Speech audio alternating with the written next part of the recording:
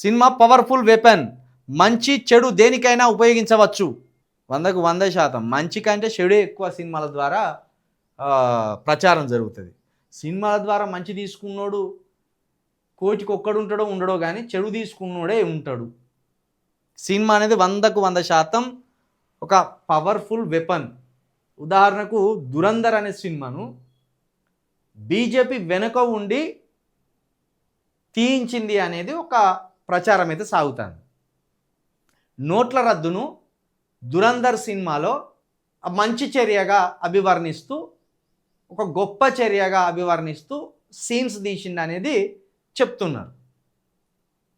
కానీ నోట్ల రద్దు వల్ల భారతదేశ ప్రజలు ఎంత తీవ్రమైన సమస్యను ఎదుర్కొన్నారు అనేది మాత్రం ఆ దర్శకుడు చూపించలేదు. ఓట్ల రద్దు మంచి చర్య అని చూపిస్తానంటే అది ఎవరికి అనుగుణంగా తీసిండు? బీజేపీకి అనుకూలంగా తీసిండు.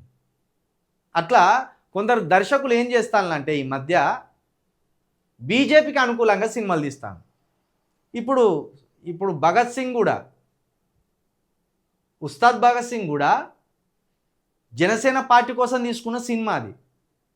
బీజేపీ భావజాలానికి దగ్గరగా తీసిన సినిమా అది. కాబట్టి సినిమాను వీళ్ళు ఏం చేస్తానంటే రాజకీయ అవసరంగా మెల్లగా మలుచుకుంటాను. ఒకప్పుడు ఎంటర్టైన్మెంట్ కోసం సినిమాలు తీసేది, అరుదుగా భావజాలాలను అరుదుగా సినిమాలుగా తీస్తారు. కానీ ఈ మధ్య వస్తున్న సినిమాలన్నీ కూడా బీజేపీకి అనుకూలంగా ఉన్నట్టు మనం అర్థం చేసుకోవచ్చు. అందుకే సినిమా అనేది చాలా పవర్ఫుల్ వెపన్. నిన్న మరి నటుడు చిరంజీవికి ఎన్టీఆర్ అవార్డు అందజేస్తున్న సీఎం రేవంత్ రెడ్డి, కమల్ హాసన్కు పైడి జయరాజ్ అవార్డు అందజేస్తున్న సీఎం రేవంత్ రెడ్డి.